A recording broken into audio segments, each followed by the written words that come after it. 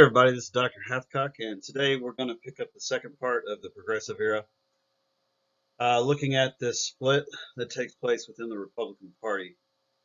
So as I was explaining last time, Roosevelt handpicks Taft to be his successor.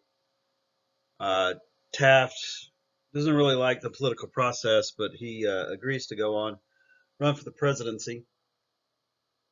And it was really kind of understood that Taft would stand up for Roosevelt's policies, would continue this progressive movement. And in many ways, he really did do that. But there would be some hiccups and problems along the way. Taft's conservative philosophy, looking here at the outline, he just was raised as a lawyer, went to Yale University, their law school. His father had been an attorney as well. His father actually served as a cabinet member in Ulysses S. Grant's presidency. And just at the end of the day, he was what we call a strict constructionist of the Constitution. A strict construction of the Constitution means if it's in the Constitution, you can do it, but if it's not specifically stated in the Constitution, then it's considered illegal. There have been debates over the Constitution ever since it was ratified, as far as like what you can and can't do. You can go back and look at Alexander Hamilton versus Thomas Jefferson fights over, are there implied powers in the Constitution, or is it just strictly as it states? So, yeah, Taft is a strict constructionist when it comes to the Constitution. He's just really, honestly, sort of a conservative guy in his nature. I mean, I think maybe the best way to explain it is, being a lawyer, he really felt like the president's job was to enforce law. It was just simply to execute the law. The president's job is not to create law or to be involved in the creative process for law. It's just if laws do exist, he can enforce them. If they don't exist, then he's not going to work hard to make them happen. Maybe an example of that could be the Sherman Antitrust Act. That was law; it existed. It was something that was passed before he became president. So Taft doesn't have a problem with enforcing the Sherman Antitrust Act. He's doing his job as president actually when he does something like that. When it's all said and done, like Taft went after more monopolies and trusts than Roosevelt did. In just the 4 years that he was president, Taft broke up more monopolies than Theodore Roosevelt did. So if something was law, he could do it. Otherwise, he felt like it really wasn't his job to do those sort of things. But in looking at Taft's conservative philosophy, the Republican Party itself was beginning to split while he was president of the United States. There were these younger, more idealistic, more energized, progressive Republicans who were just out and out Roosevelt supporters 100%. They really believed that you could use government to change society for the better, all that sort of stuff. Um, yeah, so you've got those guys, those sort of up and coming, younger, more progressive Republicans. But you still had this older wing of the Republican Party that they called the Old Guard. The Old Guard were the guys we've been talking about all semester long. These Republicans who would profess laissez-faire, but they would not help. They wouldn't help the working class, but then they would help railroads and banks, and the wealthy. They would get involved in the economy in ways to help those people and institutions, but not so much the working class. So the old guard really are those sort of industrial revolution era Republicans who have gotten older, a little longer in the tooth, and they're much, much more conservative than these upstart and young progressive Republicans who really backed Theodore Roosevelt. As it turns out, Taft really is more on board with old guard ideology than he is progressive ideology. The first real sign of a split within the Republican Party comes over tariff reform in 1909. When this whole tariff reform idea was first broached or brought forward, Taft actually at first wanted to lower the tariff in 1909. This is something that Roosevelt had talked about doing but never really did. But Taft believed that the tariff could be reformed. That is to say that you could lower the tax rates on foreign imports coming into the United States. At that point, it hadn't been lowered since like the 1860s. It had been quite some time. So Taft was kind of keen on trying to get the tariff lowered. But he proved to not really have the political skill or savvy that a Theodore Roosevelt would have had. Taft also, and he would admit this. I'm not making fun of the man when I say this. Taft himself said that he was sort of a lazy individual who wasn't really like full of energy and ready to go charge into the ranks of things like a Theodore Roosevelt was. So he worked with Congress, those certain congressmen, to try to get this tariff lowered, to try to get lowered to a lower rate. Sorry, I don't know why I can't talk this morning. But at the end of the day, the old guard conservative Republicans were very skillful. They understood how to make things work. And Taft sort of bungled and stumbled his way through this tariff reform idea. And at the end of the day, the old guard conservatives, not only did the tariff uh, stay where it was, like they didn't lower it, the old guard actually managed to get the thing raised through their political savvy. And Taft, for his part, would end up agreeing with the old guard and raising the thing. It's just this weird thing where he starts out wanting to lower it, and then by the end of the process, the old guard have convinced him that we should actually raise the thing rather than lower it. So that moment, that tariff reform fight in 1909, it really does break apart the Republican Party. Taft has shown that he's with the old guard, that he has a more conservative view of things. Progressive Republicans are very upset in that moment. They feel like Taft has stabbed them in the back. They're asking questions like, is this guy really Roosevelt's successor? So progressive Republicans are very upset with the way that this tariff fight breaks out. And that's where you start to see this break within the Republican Party, is over the reforming the tariff in 1909. There were also other things that happened along the way. There were things like something known as the Bollinger-Pinchot affair, or the Bollinger-Pinchot controversy. Um, President Taft, his Secretary of the Interior was a man named Richard Bollinger, and excuse me, he was trying to open up public lands to like commercial development. Like he wanted companies to be able to go in and cut down trees, make businesses and things like that. But the guy who was in charge of the forest or the forestries was Mr. Gifford Pinchot. And Pinchot pushed back on that. He didn't want to see the forest get leveled. He didn't want, all that area cut down for commercial development.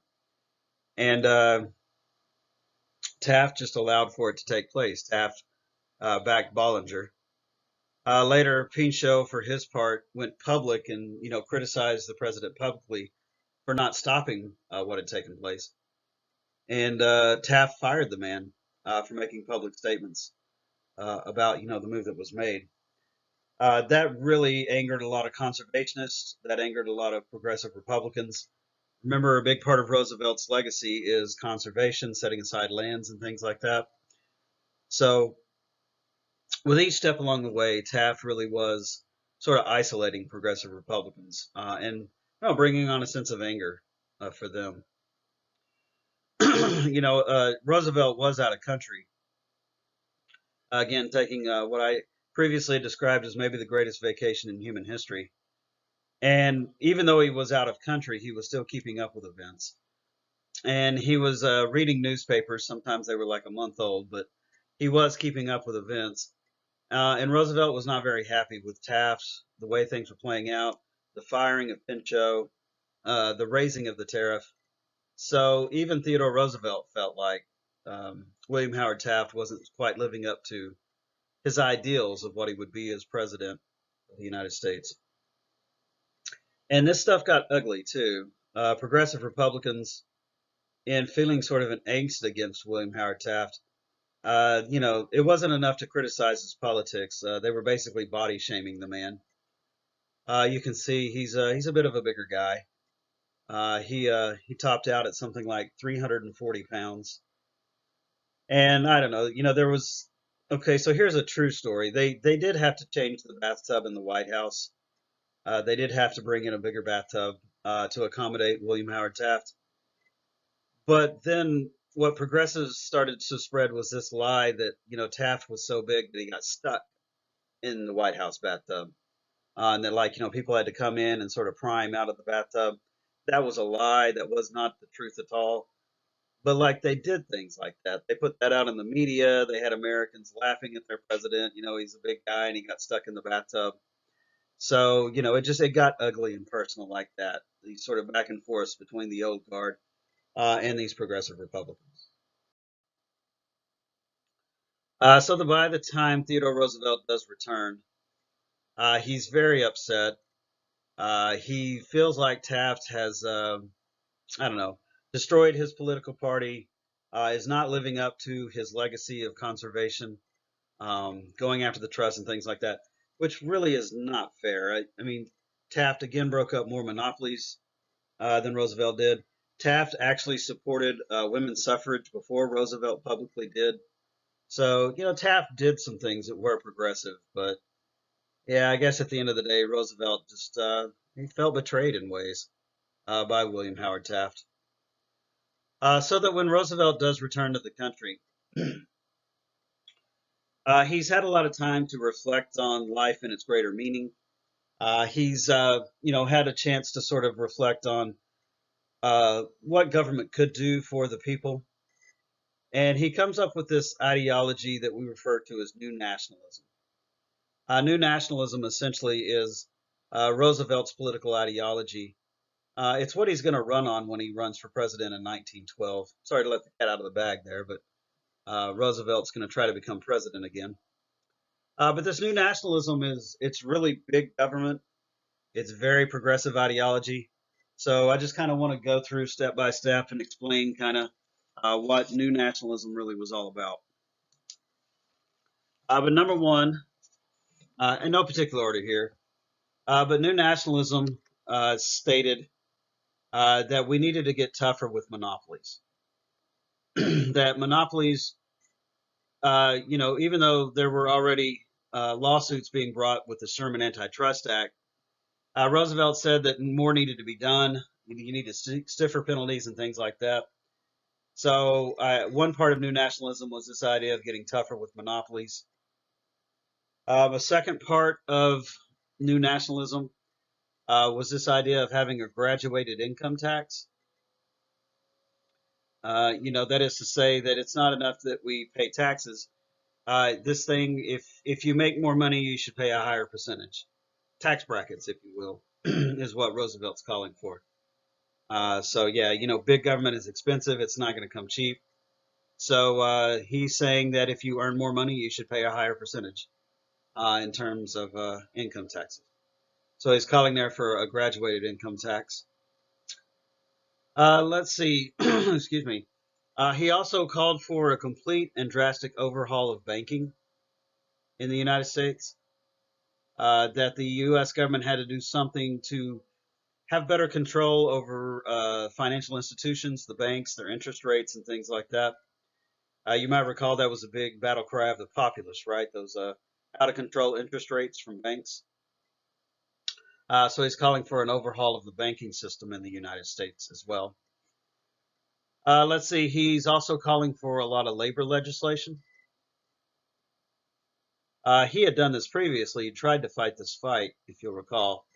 But Roosevelt still felt like at that point you needed a minimum wage, 8-hour workday, no child labor laws, workers' compensation, things like that. Which, just a minor side note here to be fair, William Howard Taft actually said that those things should happen as well. William Howard Taft was pushing for labor legislation too, but we're dealing with New Nationalism. I guess I should stick to that. So yeah, we needed more labor legislation. And last not least, Roosevelt also said we could do more for conservation, that we could have more national parks, we could set aside more lands for wildlife, things like that. So he's also calling for more conservation efforts as well. Well, when you put it together, and especially for that time, this really is big government. This really is pushing a progressive agenda. But that's Roosevelt's new nationalism, is his ideology, if you will.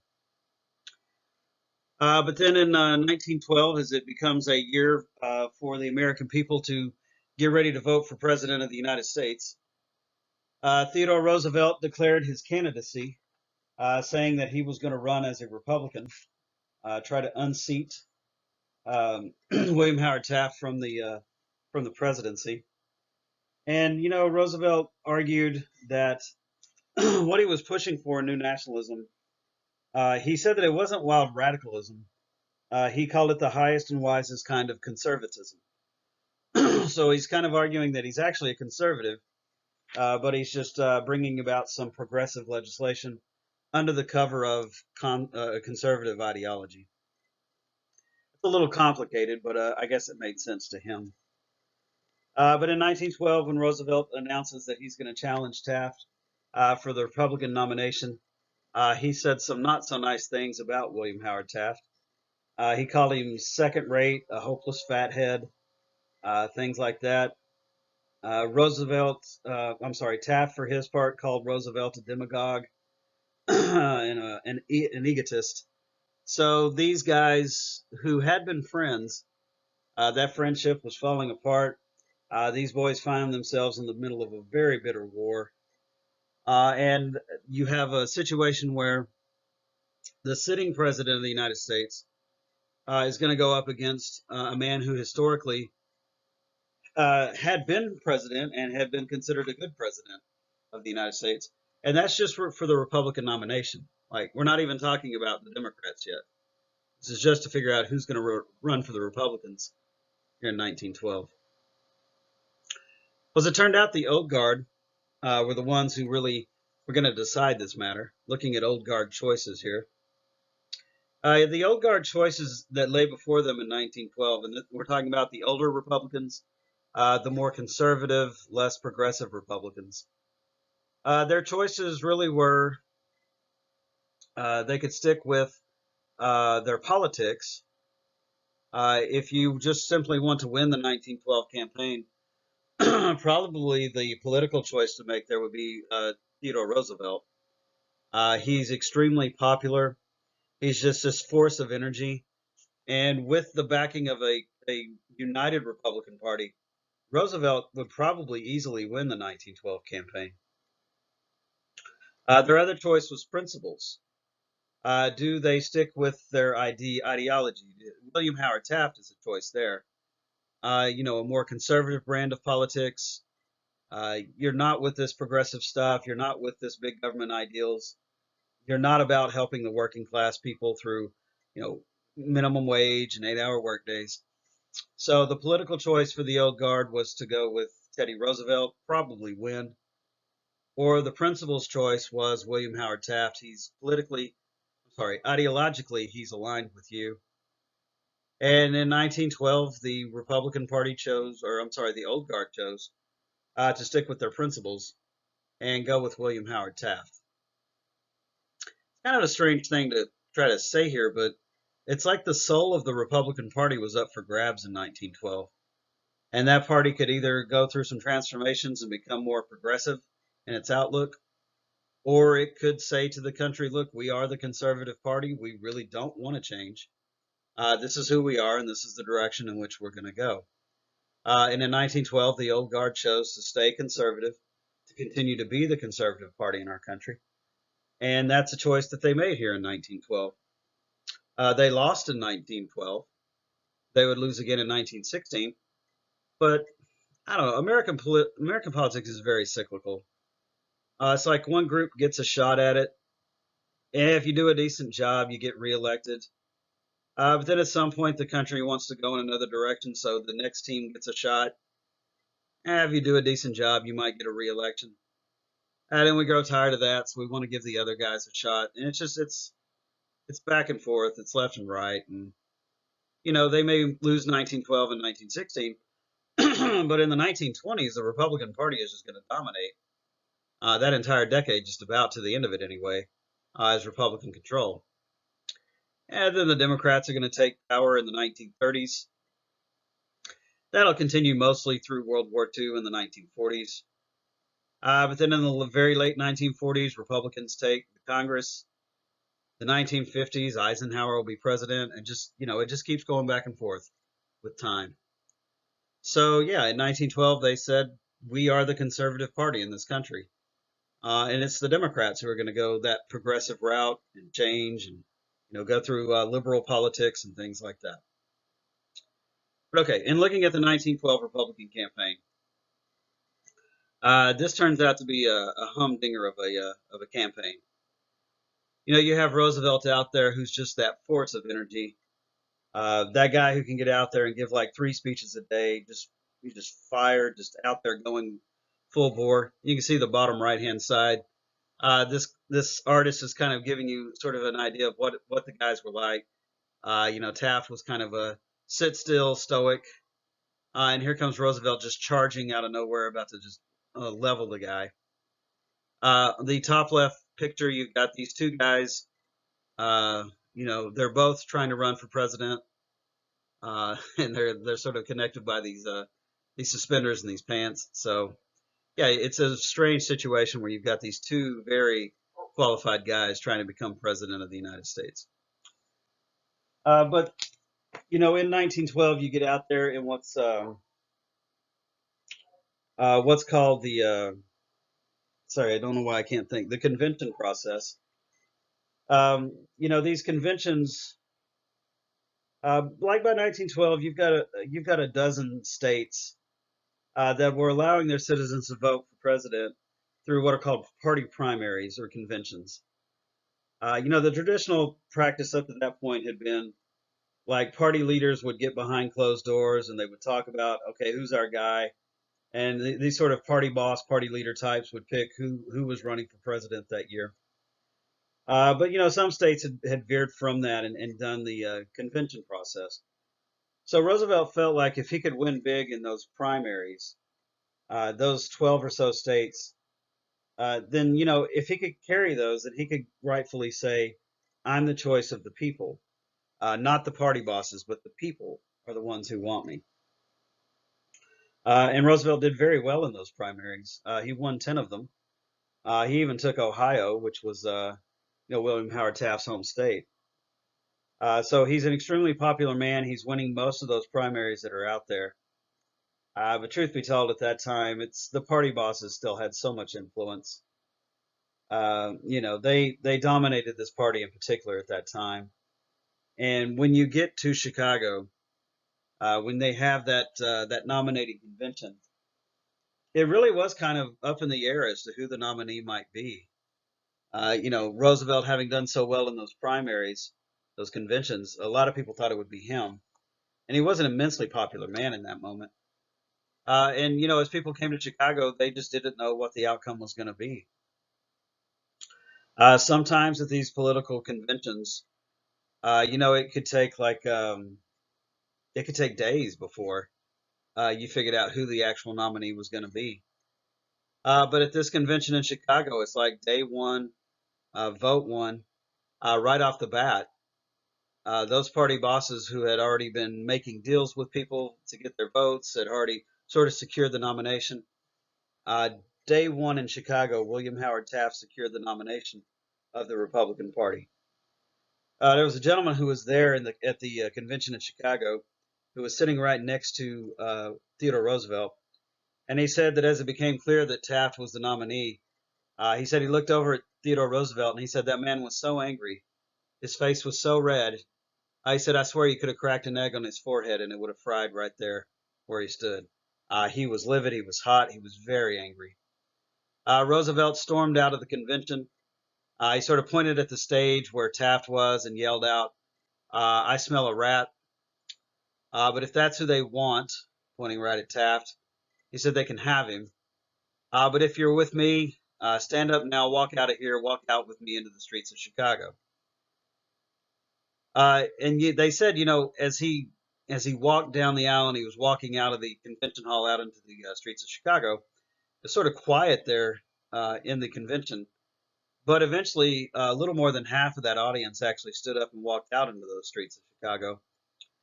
Later, people would admit that, they would say things like, "Hey, I supported Taft, but I still wanted to see what Roosevelt was going to do out there in the streets of Chicago." So a lot of folks did follow him out. Most of Roosevelt's support at that time was, I don't know, more of what you would call an intellectual crowd. Um, there were a lot of professors, a lot of teachers, people who had to have various degrees to work, like carpenters and things like that. So yeah, that's where a lot of his support was coming from. Journalists, people who were into reforms, things like that. But out there in the streets of Chicago, Roosevelt basically told the crowd, our work here is not done. He said, come back to Chicago in 6 weeks, and we're going to start our own movement. We're going to start our own political party. So what was born there in the streets of Chicago was something called the Progressive Party, but it would later be called the Bull Moose Party. He Roosevelt was asked by a reporter if he felt up to the task of doing all this, of running for president, and he said that he felt fit as a bull moose, and he was ready to charge into the ranks. So that's where the Bull Moose Party gets its name from, is that quote from Roosevelt, saying that he was fit as a bull moose, ready to charge off into the ranks. Progressive Party / Bull Moose Party, they're the same thing. So essentially what's happened here is Theodore Roosevelt has broken the Republican Party up into two. You got William Howard Taft running as the Republican nominee, and then you've got Theodore Roosevelt running as a progressive Republican nominee under the heading of this thing called the Bull Moose Party. Most times in American history, when a political party is divided, it doesn't win. There are people who have looked back at these moments in time, and they've got a lot more free time on their hands than I do. They've gone and looked at how votes played out, and they swear that if the Republicans could have just held together under one nominee, they probably would have won the 1912 campaign, truth be told. Just one more Roosevelt story before I go on to look at the Democrats. It's so Roosevelt, I can't help myself. But Roosevelt was in Milwaukee, Wisconsin. This is in October of 1912. It's just a few weeks from Election Day, actually. And he's riding in the back of a car, sort of standing up. It's not going very fast as it just sort of travels through Milwaukee, and he's waving at people in the crowd. And this deranged fellow by the name of John Schrank kind of ran up to the side of the car. Mr. Schrank said that he did this because he felt like no one should serve 3 terms. Roosevelt, having finished McKinley, served his own. This guy felt like this was the 3rd term. But anyway, this guy got right up next to Roosevelt and just shot him point blank, right into the chest area. The bullet went through Roosevelt's coat. He had this case that he kept his eyeglasses in. It went through that, and it also tore through this speech that he was about to give. He had like all these pieces of paper in his coat, a whole bunch of paper that the bullet tore through. So it tore through his coat, his eyeglass case, and his paper, the papers that he had. It went into his rib, and like they say that it came within an inch of his heart. Like it was really close to puncturing Roosevelt's heart. Doctors show up. They're trying to give him some medical attention. Roosevelt refuses medical attention, which is insane. He demanded that he be allowed to give his speech. So eventually he goes into that auditorium. All these people have gathered to hear him speak, and everyone's talking about, is he dead? Is he alive? There's just this panic that sort of sweeps up this crowd, and people are saying there's no way he's going to come out and talk. But Roosevelt got out there in front of those people, some 10,000 of his supporters. He showed the audience the shirt that was soaked in blood. He held up the papers that had the bullet hole through it. And he said, there's a bullet in me now, so I can't make a very long speech here. But then grinning, smiling at the crowd, he said, "It's going to take more than a bullet to kill this bull moose." And he gave his speech. I mean, he like hanging onto the podium for support, literally bleeding to death on that stage. The man sat there and gave his speech. After he gave his speech, he walked off the stage. The crowd just sitting there stunned, like they just can't believe he's done this. Story goes, as soon as he got like off stage where you couldn't see him anymore, he collapsed. And they rushed him off to the hospital where he'd be operated on. And they got the bullet out. He needed time to recover. For him, campaigning was over at that point. He had to rest. He had to recover his strength. But once he was off stage, that crowd stood on its feet. It just thunderous applause. Just they couldn't believe the theater of it all. And that's just so Theodore Roosevelt, man, to get shot in the chest, to almost die, and then to just go out in front of that crowd and give the speech anyway, in spite of the fact that you have a bullet lodged in your chest. All right, but let's talk about the Democrats now. Um, the Republicans have basically split themselves in two. The chances are not very good here. So now let's take a moment to look at the Democratic Party here in 1912. Okay, the Democratic nominee for president is this gentleman here that you see by the name of Woodrow Wilson. Woodrow Wilson was an academic, really, for most of his life.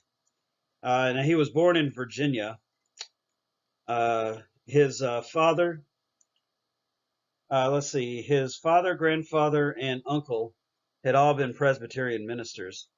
So this is a very much an evangelical man. He's very much a religious man, if you will.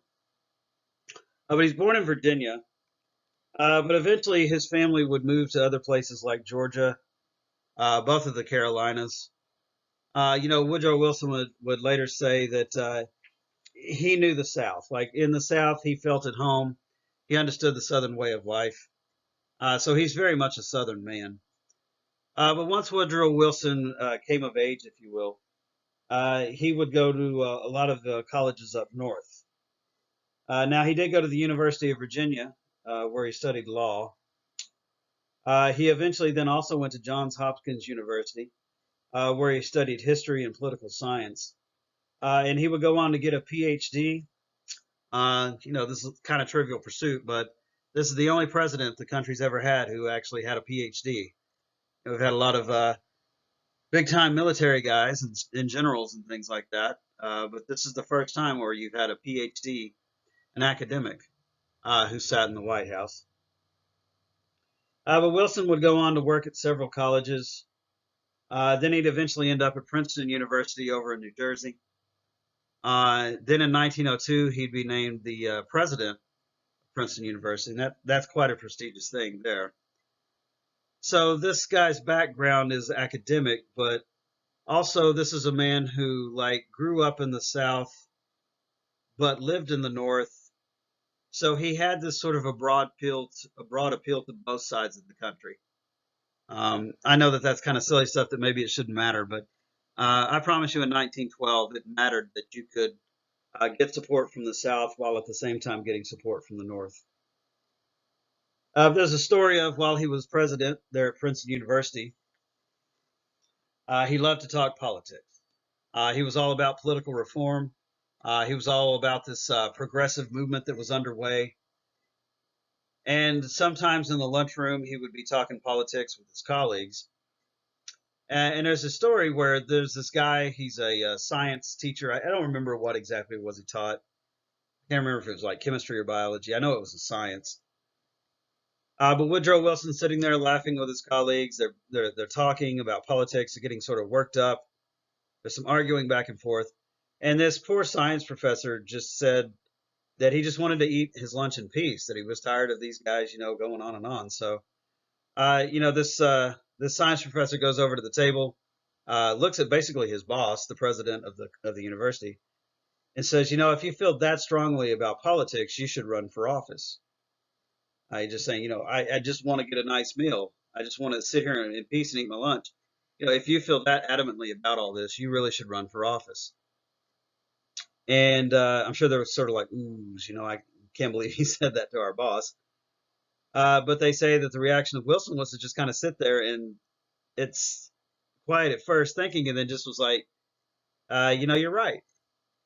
Why don't I run for political office? I mean, what's the worst case scenario for the guy at that point? You run for political office and you lose. Oh no, you're still the president of Princeton University. How will you ever get by? So Wilson, he's going to go through the Democratic Party there in New Jersey. He gets their support. He goes on to be the nominee for the governorship of New Jersey. So he'll try to become the governor of that state. It's New Jersey, but it's a state. Just kidding there. But in 1902, with the backing of the Democratic Party, he doesn't just go on to win the governorship of the state. It's a landslide. It's not even close. And like in that campaign, Woodrow Wilson found that he was a very shrewd politician, that he's tremendous at public speaking, that actually public speaking is his greatest asset. They would say that when he was a professor, when he would teach, like kids would line up outside the door in the hallways just to try to listen to Woodrow Wilson talk about American history. When it was a nice day there at Princeton University, the kids would oftentimes go to the back of the room and open up the windows to let a nice breeze in. And they said that by the end of his lectures, there would be kids lined up by the window, sort of standing out there on the quad, just listening to Woodrow Wilson talk about American history. So he's very good at public speaking. It really is his primary asset as a politician. He's intelligent. He's also very ambitious. I wouldn't underestimate that at all. There was a fire that burned in this man's chest. And these are his words, not mine. He honestly believed that he had been, like God put him on this earth to lead, that he had been born for a moment of leadership, that he had been born to do great things. So this just sort of religious fervor that took over this man in many ways, and this just God-given belief in his heart that he was destined to lead in a big way. All right, so this professor turned politician is the governor of New Jersey. Then just a few years later, in 1912, he's going to try to get the nomination of the Democratic Party to run for president of the United States. And I'm sorry, I said that he was the Democratic nominee for governor in 1902. Scratch that. I apologize for that. He ran for the governorship in 1910. My bad. He was the president of Princeton in 1902, but he ran for the governorship of New Jersey in 1910. My bad. I'm a human. We make mistakes. So then 2 years later, he finds himself running as the Democratic nominee for president of the United States. At the Democratic convention, it took something like 45 votes before they settled in on Woodrow Wilson as their guy. But this professor turned politician is now going to run for president of the United States against Taft, who is the sitting president, and Theodore Roosevelt, who even in those moments is considered one of the more popular presidents that the country's ever had. But I would argue the one thing that Wilson has, those other boys don't, is his party is united. There's no division within these ranks. The Democrats are solid. They're united, and they are ready to take over the federal government in a big way. For the Democrats, this sort of represents like the first time since the 1850s. That's a long time back at that point. This is like the first time since like James Buchanan, where they feel like they have a shot to really take over the presidency and the houses in Congress all at once. Yes, I remember that Grover Cleveland was a Democratic president, but he never really had those majorities in the Congress, like they felt they could get here in 1912. All right, well, when Woodrow Wilson looked at his two opponents, he wisely and correctly said that Theodore Roosevelt really was the guy he needed to worry about. He wasn't that worried about Taft. So he really more or less focused in on trying to defeat Theodore Roosevelt in the 1912 campaign. To go after Theodore Roosevelt, Wilson will come up with this his political ideology called the New Freedom. Whereas Roosevelt's running on the New Nationalism, Woodrow Wilson's going to be running on the New Freedom. We love that word "new." We Americans do. It's exciting. It's different. It's change. It's new. You ever find yourself in a political contest, maybe use the word new somehow, some way in your slogans. But anyway, here's what the new freedom called for. This is Woodrow Wilson telling voters, if you vote for me, this is what I'll do. All right, I guess point number one to the new freedom. Woodrow Wilson said that he wanted to get tougher with monopolies. He felt like more could be done, maybe higher penalties against these monopolies. So number one, he wants to get tougher with monopolies. Number two, he felt like the country needed a graduated income tax.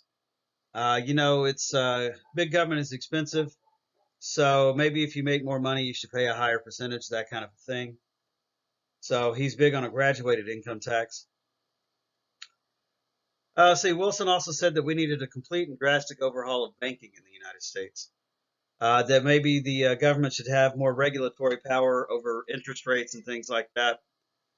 That stuff that the populace have been so upset about back in the day. So, overhaul of the banking system. He said we need some labor legislation. We need to do something like 8-hour work days and minimum wage, no child labor laws, and workers' compensation. So, we ought to do something with regards to labor legislation. Let's see. Oh yeah, we could do more conservation. Yeah, we could build more national parks and protect more wildlife and things like that. If you feel like you're getting a case of deja vu right now, or maybe you're thinking, well, Dr. Hathcock's all screwed up here. I promise you, I'm not. The new nationalism and the new freedom are essentially the same things. Really, they essentially come down to being the same ideals and the same concepts. So if you're going to out Teddy Roosevelt, out Theodore Roosevelt, just run on his same ideas, run on his same platform, if you will. So the new freedom, which we give credit to Wilson because it is his political ideology, but it was also designed by a fellow named Louis Brandeis.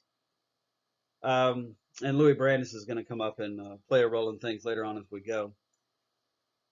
But yeah, this new freedom, it basically what I'm trying to get at here is the top two finishers in this campaign are both running on a progressive agenda. And what it's going to show us ultimately is the country has become very progressive by 1912. So, new freedom, new nationalism, you can call it whatever you want. What it shows us is these guys who are running for president of the United States, they're having to come up with progressive ideas and put forward a progressive agenda. All right, well, in looking at the 1912 election details, and then we'll talk about its significance. This is it's really a kind of a unique contest in so many ways. You've got actually four very qualified guys running for president here. We've already talked about Taft, Roosevelt, and Wilson. I was just real quick to give a little love to a fellow named Eugene Debs. You can see on this chart here, he's going to finish fourth, the socialist candidate, Eugene Debs. Eugene Debs fought for labor. He fought for workers. Really, more than anything, he was fighting for, labor legislation, hours, wages, things like that. He was a bit of a radical guy for his time, always out there fighting that fight for the working class of America. And you can see Debs nearly got 1 million votes in this campaign. That's 900,000 votes. That's nothing to sneeze at. That's a serious candidate, getting quite a few votes. But at the end of the day, it is Wilson who goes on to win. I don't really know what you would call that color, sort of a tan. I don't even know what it is, a grayish tan color. There's a lot of it on that map, though. And Woodrow Wilson goes on to carry 82% of the electoral vote. But you might also look at where Taft and Roosevelt finish. Roosevelt's in second place and Taft's in third. But if you could combine those Taft-Roosevelt votes, look under the popular vote, you got 3.486 million for Taft, 4.118 for Roosevelt. Again, like I said earlier, I've read where people who have way too much free time on their hand have gone back and looked at the returns of this election and just sort of added together Taft and Roosevelt votes. In other words, if this party could have held together, what were its chances? And yeah, if you put those votes together and then you look at it at a local level, the Republicans could have won this campaign had they been a united, solid party. Woulda, coulda, shoulda, though, right? The reality is they're divided. They're split very badly. So Wilson goes on to be president of the United States. The Democrats will also go on to capture the majorities in the Congress. So this Wilson era is about to emerge for the country. One more thing about Debs, he never gave up. He kept running for president time and time again. In 1920, uh, Eugene Debs was actually in prison. During World War I, he had violated a sedition law. He had been heavily critical of the government during World War I, and he was serving time in jail. And in 1920, he ran for president while he was behind bars. This campaign slogan of, like from the big house to the White House, vote for Eugene Debs in 1920. I've heard tell there's a picture out there of him like dressed up in his prisoner's outfit, sort of behind bars, and above him it says "Vote for Eugene Debs" from the big house to the White House. I've never come across that picture, so I'm starting to doubt the validity of that. But that's one of those things that it should exist. If it doesn't, it should exist. But anyways, okay, so those are the details of the campaign. 4 candidates. All of these candidates could be called progressive, some a little more than others. So the significance of the 1912 campaign. Significance number one is America is a very progressive country at this point. These guys running for president are in some form or fashion putting forward progressive agendas. Your top 2 finishers in particular went toe to toe, running on the same political ideas, the same platforms, which were very progressive in nature. So progressive politics are here to stay. What 1912 does more than anything is it ushers in that age of big government.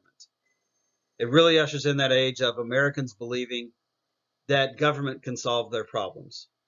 That idea that I talked about previously, that this is all a belief that you can use government to change society for the better.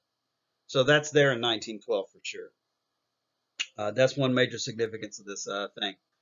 Another major significance is the Democrats are going to have power like they haven't had in some 50 odd years. I'd even put it more at almost 60 years since they've been able to do the things they want to do. Like, just imagine a political party that for half a century has had ideas that it wanted to do. And just the Republican machine being what it was, just dominating that era, late 1800s into the very early 1900s. The Democrats really couldn't push their agenda, their ideas, everything they wanted to do, because, the Republicans at some point or another either mostly they had the presidency or they would have the majorities in Congress. So just imagine a political party that for 50 years has wanted to do things, hasn't been able to, and now all of that's about to be unleashed with the election of Woodrow Wilson.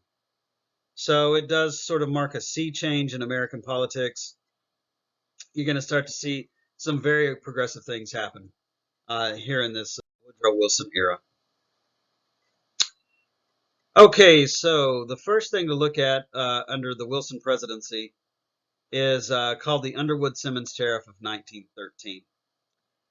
This was the first reduction of the tariff since the 1860s. So it's been a long time coming, some 50 years at that point. But the Underwood-Simmons tariff is a drastic reduction of the tariff. It's this idea of trying to promote more free trade. It's not completely free trade. They lowered the tariff. They didn't get rid of it. But yeah, it's this idea of not having such a high tax on foreign imports. So Underwood-Simmons tariff is a reduction of the tariff there in 1913.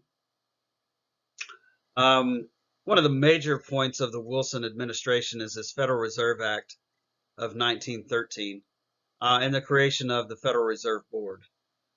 Now, what the Federal Reserve Act was about, it's really about delivering on that campaign promise of a drastic overhaul of banking in the United States.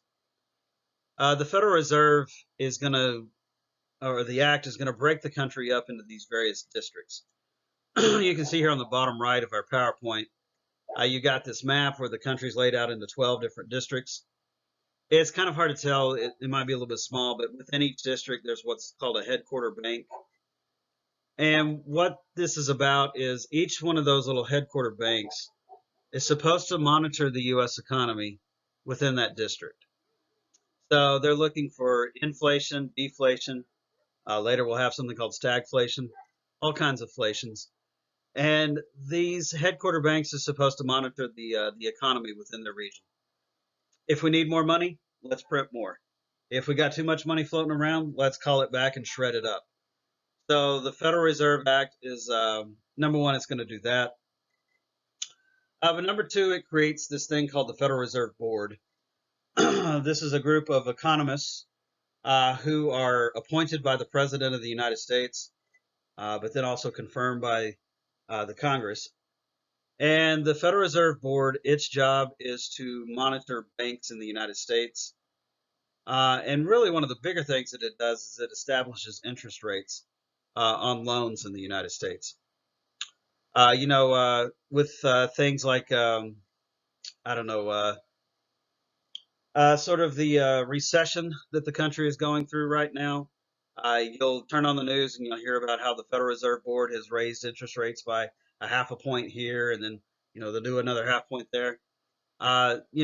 In doing that, they're trying to stabilize the economy through raising those interest rates on loans. So the Federal Reserve Board is about establishing interest rates on loans. Once the Fed establishes something, it's I don't know, it's something that's there to keep the banks honest. It's to try to help manipulate the economy in a positive way. Those of you who took first half American history, you might remember talking about a Bank of the United States, and then later a second Bank of the United States, and that the whole point of those programs was about manipulating the economy to make it better, to have it growing and thriving and doing better things. So yeah, the Federal Reserve Board, it's a big part of honest interest rates, trying to maintain some sort of economic growth and success. And people who hate government, they really hate the Federal Reserve Board. There's a lot of people out there who see this bank regulation as unnecessary. There are people who talk about, man, I wish we could just get rid of the Fed altogether. It cripples the economy more than anything else. Yeah, I don't know about all that. Regulation really can be a good thing. And honestly, I mean, look, the Fed has mostly done a good job. The Depression obviously is a glaring hole on their record, the Great Depression, that is.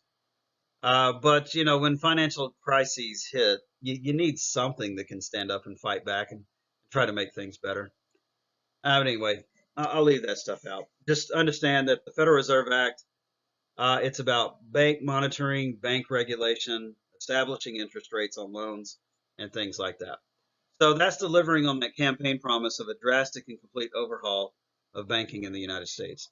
The U.S. government is now a regulatory agency when it comes to banks and financial institutions. Okay, the Federal Trade Commission was the Wilson administration getting tough with monopolies. Here's delivering on another campaign promise, if you will. The FTC, or the Federal Trade Commission, was established to keep monopolies from forming, to bring them into federal court if they did in fact form, just to sort of be this government watchdog over monopolies in the country. So it's about regulation, it's about government stepping into the economy and trying to keep things from happening. So the Federal Trade Commission is delivering on that campaign promise of getting tougher with monopolies. The 16th Amendment to the Constitution is passage of a graduated income tax. That too had been a campaign promise, if you'll remember, under the New Freedom. And with a graduated income tax, it's not just that you pay taxes. The higher you make, the higher percentage you're supposed to pay. That's theoretically, anyways. There's all kinds of ways to dodge taxes and loopholes and things like that. But anyways, the graduated income tax was meant to generate revenue for the expansion of government, the growth of government and things like that. So the 16th Amendment is a graduated income tax. And again, I haven't lied to you so far. You have to know your amendments to the Constitution that we talk about anyways. So here's another one you'll have to know for test 2, the 16th Amendment, which is that graduated income tax. Now, this Federal Highway Act of 1916 called for the paving of roads in the United States. To this point, 1916, cars are starting to make their presence felt. More and more at that point, cars were being bought. And man, in the 1920s, that just took off. Model Ts were everywhere in the 1920s. But at that point, there weren't a lot of paved roads in the United States. There were some, but not enough to accommodate the heavy traffic of automobiles that were starting to be felt at that time. So what the Federal Highway Act of 1916 did is it called for the United States government to pick up 50% of the costs of building highways all across the country. The other 50% of the cost would be picked up by the state in which the highway was being built. So just imagine, if you will, there's a highway being built from Dallas, Texas, to Norman, Oklahoma, so that we can have Red River shootouts in Texas, and OU can meet at the State Fair of Texas in downtown Dallas and have it out. So when this road is going from Dallas north to the Red River, to the border, the United States government's going to pick up half that cost, and the state of Texas is going to pick up half that cost. But then once that construction project is into Oklahoma, then the state of Oklahoma is going to pick up half that cost, and the U.S. government's going to pick up half that cost as well. So this really was an incentive to the states to build these highways, to go through these projects. If the federal government's going to pick up half the tab, that's a pretty nice incentive there to start building highways. And with this Federal Highway Act of 1916, the country does start to get more paved roads. You start to see more construction taking place. And oh, by the way, the 16th Amendment, which is supposed to be generating more revenue, a lot of the money coming in from the 16th Amendment, from the graduated income tax, would at first be going to highway production. But then once World War I kicked off, a lot of that revenue started going to buying bullets and beans and stuff for the war. Here's what you would have had looking at a road before 1916. But then, after you get that legislation passed, you get these paved roads. We got quite a few Model Ts, old Tin Lizzies going up this road. So yeah, the nation really did need these paved highways across the country. All right, so heading into the election of 1916, Woodrow Wilson did have a lot going for him, but he also had detractors as well. It turns out Americans don't like paying taxes. Imagine that. And with the graduated income tax, you had a lot of, shall we say, wealthier Americans who were opposed to Wilson. They didn't want to continue to pay those high-level taxes under the 16th Amendment. But just I guess working class people in America, they understood what the guy was trying to do. They appreciated some of that stuff.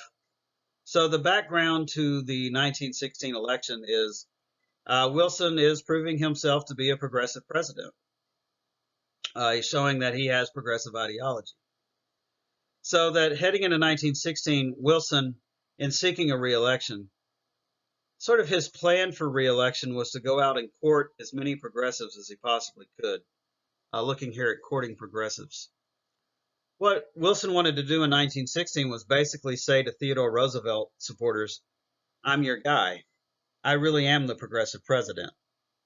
And he would say to them, look, I understand you had been progressive Republicans. I understood you supported Wilson.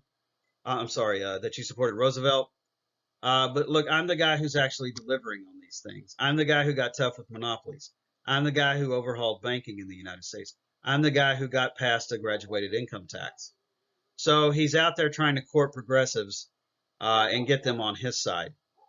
One move that he made that did endear him to many progressives was appointing the gentleman you see here, Mr. Louis Brandeis, to the U.S. Supreme Court. Brandeis had been a friend of Roosevelt's. He was, in so many ways, a Roosevelt type of progressive. So putting Louis Brandeis on the Supreme Court really did play well with progressives who, would have probably called themselves Republicans, but Theodore Roosevelt type Republicans, progressive type Republicans. And it's kind of a strange thing that a Democratic president would put a Republican on the U.S. Supreme Court. But Wilson's thinking about re-election. Honestly, Brandeis and Wilson, their views were very similar, anyways, regardless of party politics affiliations. So, putting Brandis on the Supreme Court did play well with progressives and those who had supported Roosevelt previously. Wilson also enacted legislation. You're looking here at your PowerPoint, legislation enacted. He also did work hard to get some things passed. He worked hard, but did not get other things passed. But Wilson really backed a progressive legislative agenda. For example, he did manage to get no child labor laws passed. Wilson got the working age raised to 12, which even that in of itself seems ridiculous. But I guess you got to start somewheres, right? So yeah, and along the way, the working age was raised to 12. So that's working towards that type of labor legislation, keeping kids in school.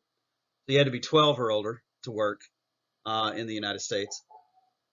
He also got workers' compensation passed. At first, it was just for people who worked for the federal government, but then later it sort of just spreads out across the country from there.